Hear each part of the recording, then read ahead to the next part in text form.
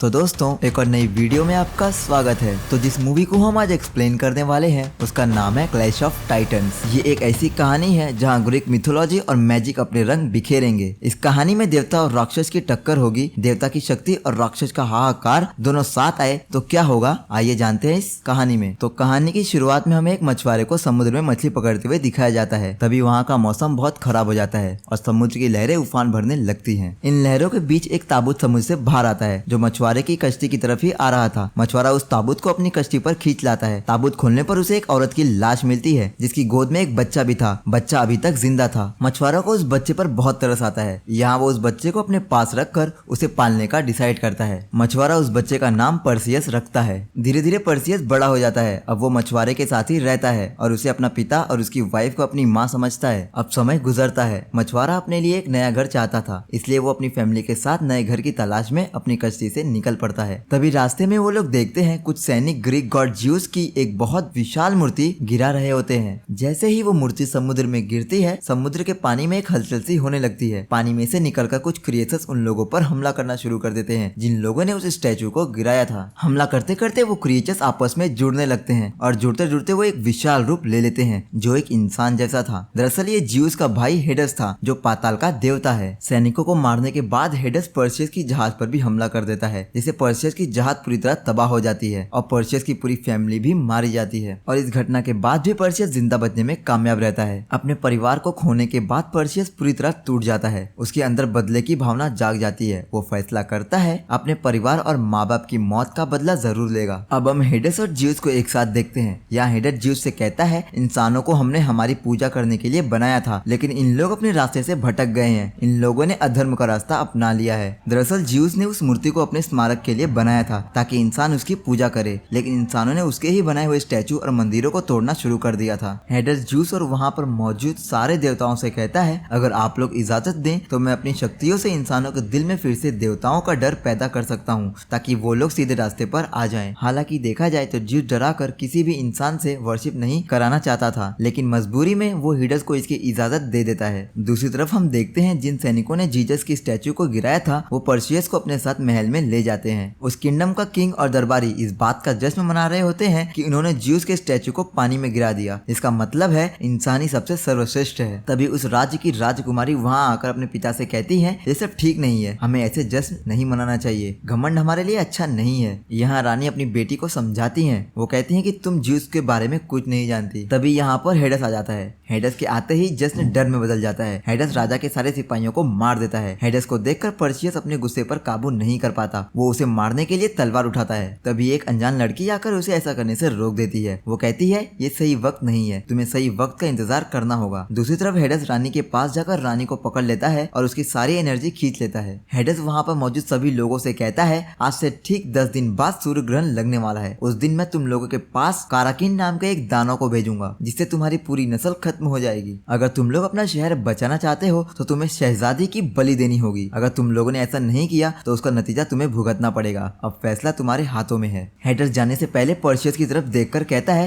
ये तो ज्यूस का खून है। ये सुनकर वो लोग उसे पकड़कर कैद कर देते हैं। जब पर्सियस कैद में था तब उसे मिलने वो लड़की आती है जिसने उसे हेडस पर हमला करने से रोका था। वो लड़की उसे अपना नाम लोम बताती है। लोम उससे कहती है, क्या तुम जानना चाहते हो कि तुम कौन हो, तुम्हारा वजूद कैसे आया, तुम में गॉड का खून कैसे आया। लोम उसे कहानी सुनाना शुरू करती है। लोम बताती है, बहुत साल पहले एक राजा था जिसकी हुकूमत 2 पहाड़ों के बीच में थी। उस बादशाह की एक बहुत खूबसूरत बीवी थी। एक रात उस राजा की बीवी अपने कमरे में सो रही थी। तब राजा को पता चलता है कि उसकी बीवी के साथ कोई और भी सो रहा था। इस बात से राजा आग बबूला हो जाता है। जब राजा अपने सैनिकों के साथ रानी के कमरे में पहुंचता है तब वो देखता है कि वो शख्स कोई और नहीं बल्कि गॉड ज्यूस है। जब ज्यूस राजा को वहाँ देखता है तो वो वहाँ से उड़कर भाग जाता है। कुछ समय बाद रानी एक बच्चे को जन्म देती है। जब राजा को पता चलता है कि वो बच्चा उसका नहीं है तब राजा अपनी बीवी और उस बच्चे को एक ताबूत में जिंदा बनकर उस ताबूत को समुद्र में फेंक देता है। ताबूत को समुद्र में फेंकते ही वहाँ एक बिजली गिरती है जिस बिजली से राजा मारा जाता है। लोम उसे बताती है, तुम इंसान और गॉड के मेल से बने हो, इसके लिए तुम इंसान भी हो और ज्यूस के बेटे भी। लोम कहती है, क्या तुम्हें पता है वो मैं ही थी जिसने तुम्हें मछुआरे तक पहुंचाया। मैं तब भी वैसी ही थी और आज भी वैसी ही हूँ। मैं ना बुढ़ी होती हूँ ना बीमार, मैं एक अमर जीवी हूँ और यही मेरा श्राप है। दूसरी तरफ राजा अपनी बेटी को लेकर बहुत परेशान था। वो नहीं चाहता था कि वो उसकी बलि दे। यहाँ राजा पर्सियस को कैद से आजाद कर देता है और उसे अपने खास सैनिकों के साथ काराकेन को खत्म करने के लिए रवाना करता है। अब हम उस राजा को देखते हैं जिसने पर्सियस को पानी में फेंका था। दरअसल वो राजा बिजली से मरा नहीं था, बल्कि उसका पूरा शरीर जल गया था। हेडस उस राजा जिसका नाम एक्रेशियस है उसके पास आता है। वो एक्रेशियस से कहता है अब समय आ गया है कि तुम अपना बदला ज्यूस और पर्सियस से लो। दरअसल हेडस अपने भाई ज्यूस की जगह लेना चाहता था ताकि वो देवताओं का राजा बन जाए, इसीलिए वो एक्रेशियस के हाथों पर्सियस को मरवाना चाहता था। हेडस अपनी शक्तियां एक्रेशियस में ट्रांसफर कर देता है ताकि वो पर्सियस को मार सके। हेडस एक्रेशियस से कहता है अगर तुम मुझे पर्सियस की लाश लाकर दोगे तो मैं तुम्हें ज्यूस की लाश लाकर दूंगा। अब हम पर्सियस को देखते हैं जो सारे सैनिकों के साथ एक जगह रेस्ट करने रुका हुआ था। यहाँ पर्सियस को एक सैनिक ड्रैको पर्सियस को तलवारबाजी सिखाता है। तभी पर्सियस को जंगल में एक तिलिस्माती तलवार मिलती है जो ज्यूस ने अपनी शक्तियों से उसे दी थी। पर्सियस उस तलवार को नहीं लेता बल्कि वो तलवार ड्रैको को दे देता है। और अब यहाँ पर लोम आती है। वो पर्सियस को बहुत से पंख वाले घोड़े दिखाती है। लोम बताती है ये घोड़े तुम्हारे फादर ज्यूस ने तुम्हारे लिए भेजे हैं ताकि तुम अपना सफर आसानी से तय कर लो। पर्सियस ज्यूस के इस गिफ्ट को भी ठुकरा देता है। वो लोम से कहता है मेरे पिताजी एक मछुआरे थे, मैं ज्यूस का बेटा नहीं हूँ। इनकी बात चल ही रही थी तभी वहाँ पर एक्रेशियस आ जाता है। वो आते ही पर्सियस पर हमला कर देता है। यहाँ दोनों में तलवारबाजी शुरू हो जाती है। इस लड़ाई में एक्रेशियस पर्सियस के हाथ काट देता है और उसे बुरी तरह घायल कर देता है। इनकी फाइट को देखकर और सैनिक वहाँ आ जाते हैं और एक्रेशियस पर हमला करना शुरू कर देते हैं। यह एक्रेशियस हेडस की पावर की वजह से और सैनिकों पर बहुत भारी पड़ रहा था, जिसमें वो बहुत सारे सैनिकों को मार देता है। अब एक्रेशियस लड़ते हुए पर्सियस को पकड़ लेता है। एक्रेशियस उसे मारने वाला था तभी उसी समय ड्रैको आकर एक्रेशियस का हाथ काट देता है। एक्रेशियस का हाथ कटने के बाद वो अपनी जान बचाकर वहाँ से भाग जाता है। जमीन पर गिरा एक्रेशियस का हाथ अचानक स्कॉर्पियन का शेप ले लेता है। जहाँ जहाँ उसके खून गिरे थे वो सारे सभी स्कॉर्पियन में बदल जाते हैं। एक्रेशियस से पैदा हुए स्कॉर्पियन पर्सियस और उसके साथी पर हमला करना शुरू कर देते हैं। वो स्कॉर्पियन इतने जाइंट थे कि कोई भी सैनिक उनका मुकाबला नहीं कर पा रहा था। तभी वहाँ पर लोम आ जाती है, अपनी तलवार से एक जाइंट स्कॉर्पियन का डंक काट देती है। लेकिन यहाँ बहुत सारे जाइंट स्कॉर्पियन थे जो इन लोगों को चारों तरफ से घेर लेते हैं। स्कॉर्पियन इन्हें मारने ही वाले होते हैं। तभी यहाँ पर कुछ मिस्टीरियस लोग आ जाते हैं और ये मिस्टीरियस लोग होते हैं जिन। जिन का लीडर अपनी शक्ति से सारे जाइंट स्कॉर्पियन को अपने वश में कर लेता है। दरअसल ये जिन भी केराकिन को खत्म करना चाहते थे। अब हम देखते हैं पर्सियस को एक्रेशियस की बाइट के कारण बहुत दर्द होना शुरू हो गया था। उसका जहर भी उसके शरीर में धीरे धीरे फैलना शुरू हो गया था। वो दर्द से तड़पने लगता है। ये देखकर जिन का लीडर अपने जादू से उसका इलाज कर देता है। जिन का लीडर पर्सियस से कहता है कि केराकिन को मारने के लिए मैं तुम्हारे साथ हूँ, लेकिन केराकिन को मारने का तरीका सिर्फ 3 चुड़ैलों के पास है, इसलिए हमें सबसे पहले उन तीनों को ढूंढना होगा। अब ये लोग मिलकर तीनों चुड़ैलों को ढूंढने निकल जाते हैं। इनके पास केराकिन को मारने का तरीका है। 3 चुड़ैल के पास जाकर पर्सियस देखता है दरअसल ये चुड़ैल तो 3 थी लेकिन उनकी आंखें एक ही थी। मींस की तीनों चुड़ैल देखने के लिए एक ही आंख का इस्तेमाल करती थी। पर्सियस उनसे केराकिन के बारे में पूछता है, वो कुछ नहीं बताती।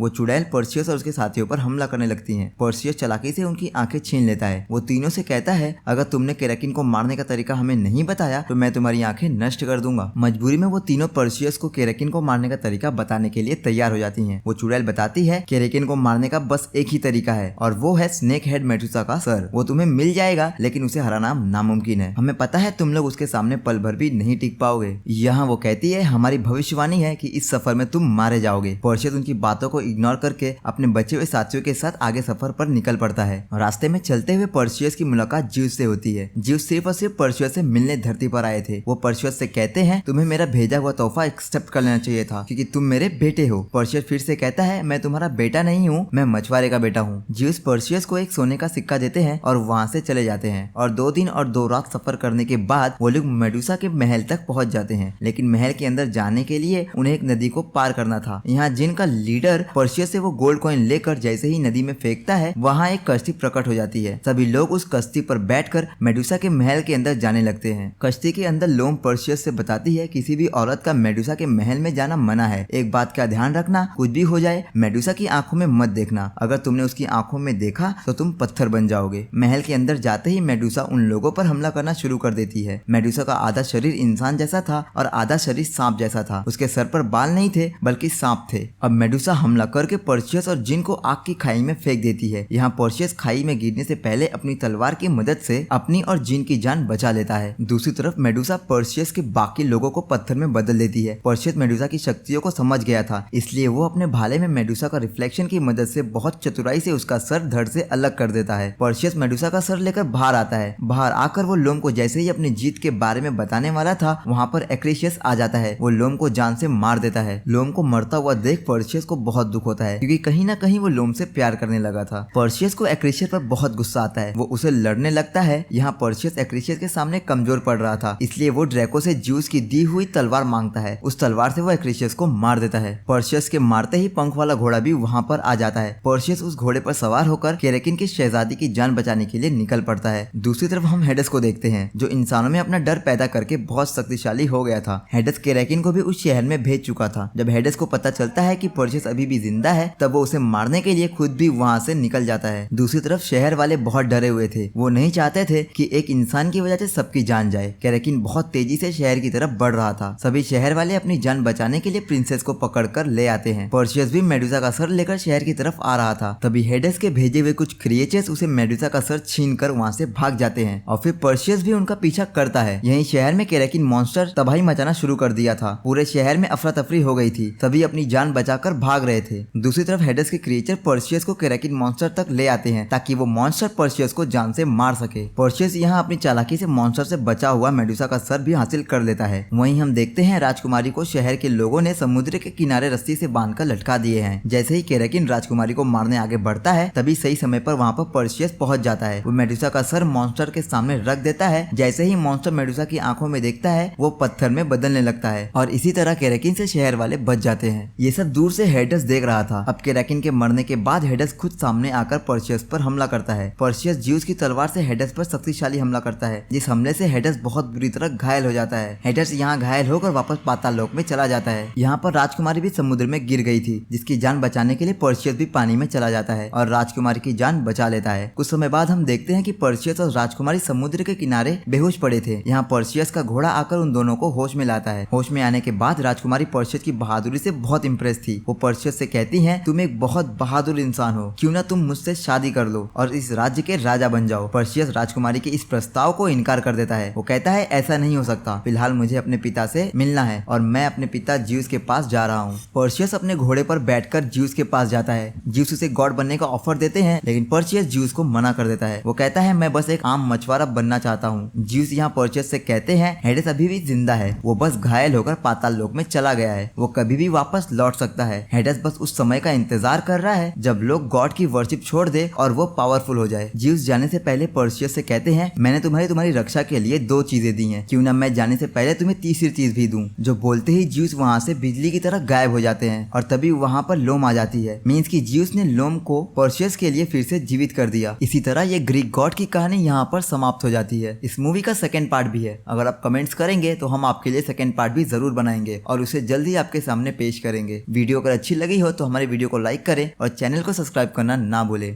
Thank you.